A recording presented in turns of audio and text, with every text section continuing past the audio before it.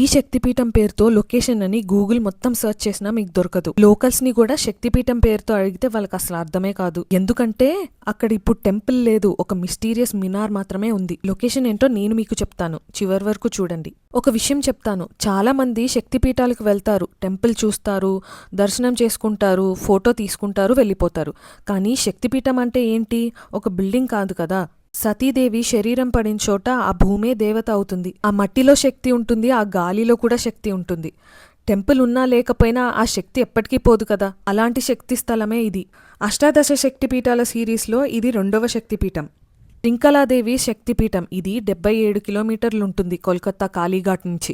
హుగ్లీ డిస్ట్రిక్ట్లో ఉంటుంది, వెస్ట్ బెంగాల్. ఇక్కడ సతీదేవి యొక్క ఉదరం భాగం పడింది.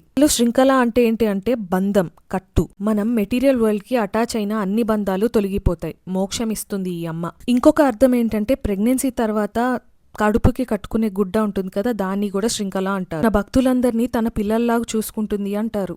కొన్ని వేల సంవత్సరాల క్రితం ఋషిశృంగ మహర్షి శృంఖలాదేవి అమ్మవారి ఇక్కడ ఉన్నారని గ్రహించి అక్కడ ఆలయం కట్టించారు. మొఘల్ ఇన్వేషన్ టైంలో ఈ టెంపుల్ మొత్తానికే ధ్వంసమైంది. 1340 ADలో షా సూఫీయుద్దీన్ ఈ గుడి మీద మినార్ని కట్టాడు. ఇప్పుడు ఈ place archaeological survey of India maintenance లో ఉంది. ఈ రూయిన్సే ఉన్నాయి, పబ్లిక్ కి ఎంట్రీ అసలు లేదు. టెంపుల్ పడిపోయి ఉండొచ్చు, మినార్ వచ్చుండొచ్చు, కానీ అమ్మవారి శక్తి మాత్రం ఎక్కడికి పోలేదు. ప్రతి సంవత్సరం మాఘమాసంలో ఈ మినార్ ముందు మేళతాళాల ఫెస్టివల్ మొదలవుతుంది.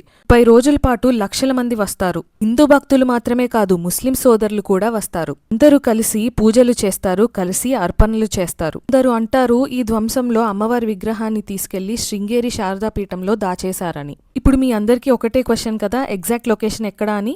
లొకేషన్ అని కమెంట్ చేయండి, పిన్ మీ DMs కి పంపిస్తాను. మళ్ళీ కలుద్దాం, బాయ్ బాయ్.